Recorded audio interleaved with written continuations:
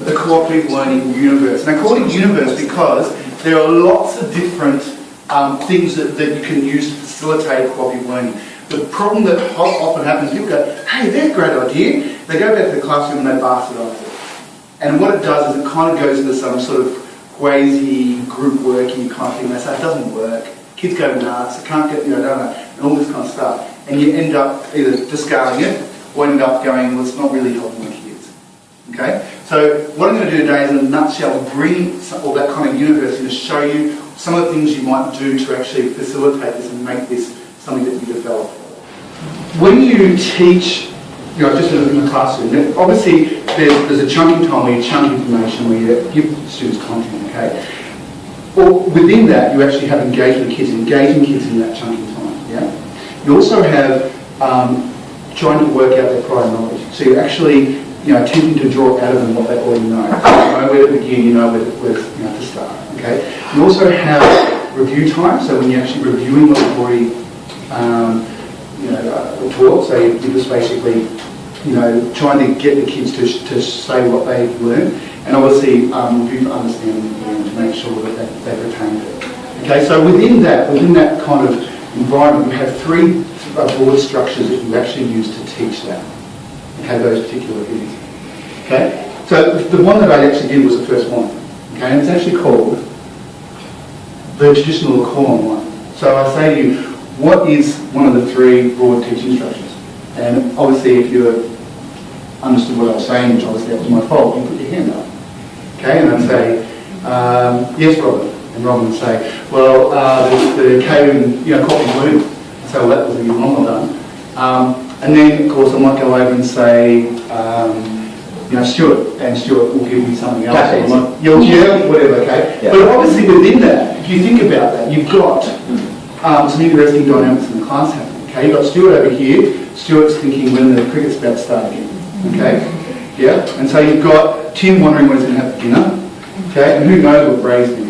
So within that system, within that structure, you have, in terms of actually engaging students and actually understanding their prior knowledge, which is what I was doing with you guys, okay, you might get the right answer, but how much of the class do you actually know how much they know? One person, maybe two, if you're lucky. Now you have those times when obviously everyone's hands up and everyone's at dynamic time.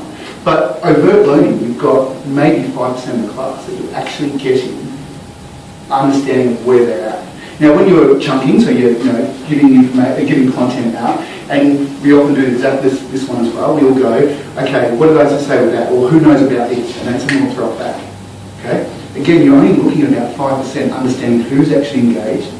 Anyone could be thinking about anything else. And we know this because we do it, and some of you probably doing it now. Okay, we know this. Yeah, sorry, what? Yeah, okay. And obviously when we're reviewing learning, we get up and we say, okay, now what did we talk about this? What are the three? What are the, etc. You'll get, Johnny, too good over here saying what he always answers. You got someone who puts their hand up and never knows and never chooses them because they always get the wrong answer. But there's someone who gets the wrong answer. Yeah, there's a person you always pick on because they always put their eyes down when you ask the questions. And that feels good for us because we might get the right answer, but the actual engagement of the kids overtly is very limited. Okay? So this method is actually used 95% of the time in teaching around the world. This traditional call on one method. Why do we use it so often? Let's use the method. Put your hand up. Why do we use it so often? It's really easy. I just did it then. I just want to say it. Bang, done.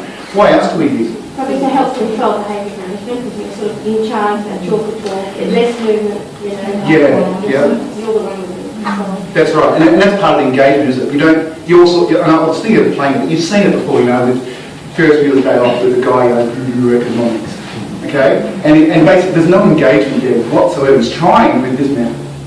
Not engaging. But even if you get the engagement with that method, most of the time it's actually very minimal engagement.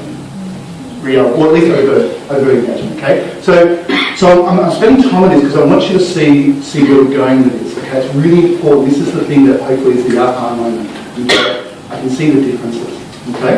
So this traditional 95% of the time is used because it's easy and it's quick. so easy to do, so quick to do, and you naturally do it. Some of you probably think this is just the way you teach in the story, because you might not have actually thought about instructions. Or you might use them, but you've thought about that method. And it's the way most of us were taught. So when you don't know what else to do, you revert back to what you know. Yeah, exactly right, yeah. Okay? And it's not wrong, it's just ineffective for what you want. It's quick and easy, but ineffective. Okay? And at times when you use it, obviously, and even as you go into public learning, you still use it. But you understand its limitations and you use it accordingly. Okay? Alrighty. So, what are the other structures? Now we've got 3. This is 1. So what I'm going to do in your table is just want to have a bit of chat. Exactly.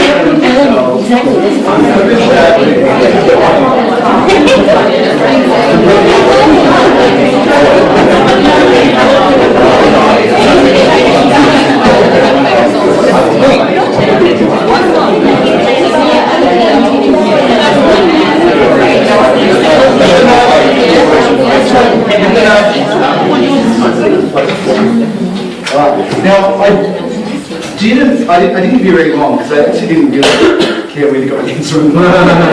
I was actually doing one of the structures then, okay? Which can anyone do a call on one for me and tell me what it was?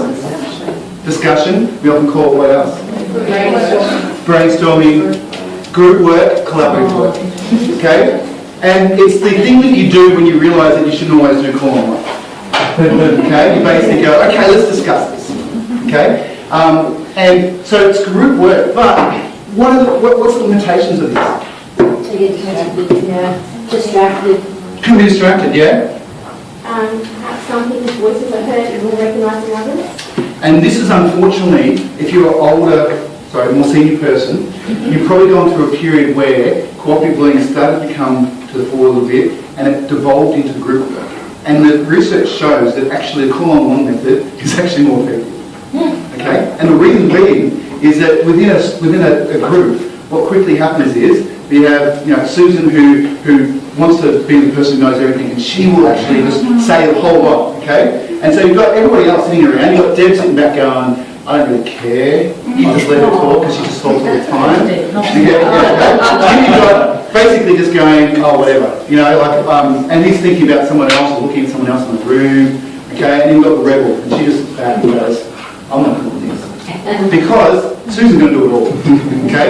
So it looks good because you've got all the information down, but in actual fact, one person is kind of learning, they were learning anyway. And the other guys are really not engaging. Okay? Looks like it because you can hear lots of discussion, but it's really only Susan. Okay? Alright, so group work again, it's not as quick as call-on-one, and obviously you have to have some sort of table structures and whatever it might be. But effectiveness, overt learning within a classroom, and of course the last one, cooperative learning, great. Okay, so that's just code instruction. So what I'm going to get you to do now is I'm going to get you to do an activity called a time pair share. Okay, now what have you done? Think pair share. And I want you to have a think about that's actually group work or collaborative work, think pair share. Because it doesn't always happen, but basically when you do a think pair share, one person might dominate the conversation, the other person goes whatever. Okay, so overtly, the actual interaction or engagement in the classroom can still be as lower than what I guess other structures put forward. Okay, so what I'm going to get you now, I hope that this works. This is it. Nice. Okay, so we're going to do something called a timed pair share. So very similar to think pair share. Basically, partner, say A, you're going to go first. Just have a look on your placement. A is going to go first. And I want you to tell your partner, if you're A, you're going to tell your partner, your shoulder partner, you're going to tell them the benefits and drawbacks of the call-on-one method or traditional method. Okay? If you are B, you're going to then, they'll get 30 seconds. Okay? They have to speak the whole time. If they run out of anything to say at all, their partner has to prompt them with more questions. They don't go on to theirs, they prompt with more questions. And then after 30 seconds, you're going to swap, and partner B, you're going to tell your partner the positives and negatives of group work. Okay? Are you ready? Do you understand?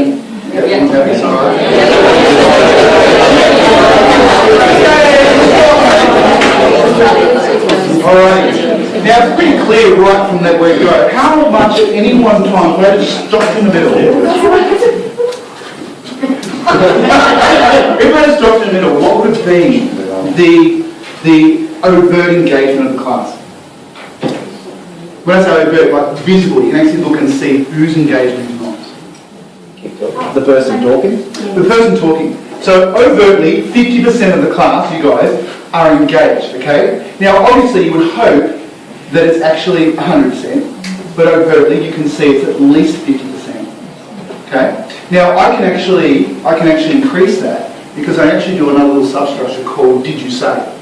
And so let's say Christy's doing her bit. Yeah, so you have to listen, that's right. And so the partner has to actually say, once she finishes it, she has to summarise it and go, did you say, and in about 10 seconds explain what she said to her. Okay? And you can actually build into these. These are actually on one step once you can do the whole shebang. And basically then, same back. And what it does is it actually gives obviously the child, even though it's still overtly 50%, obviously the child has to listen enough because otherwise there's going to be problems within the group. You see it, you pick it up straight away. Okay? Now, so I want you to have a think of those three structures and think of how that actually works in the classrooms. Now we've done, obviously that was a content, okay? Often you start off with fun, and we'll talk about it in a second. You teach the structures and then you actually hit the content, okay? But you can see even there, like I could have just said, okay, put up your hand if you know one of the positives or benefits. Well done Matt, good work, okay? And or you could have been somewhere else. Or I could say group work and someone takes over the other people, I'm not really sure. Or we do the structure we just did, time, pair, share, and everyone gets a say. Everyone has to talk about something that we've been learning about, and obviously with a few tweaks, we can actually make it so you're actually you're listening and you're speaking all the content that you're actually learning.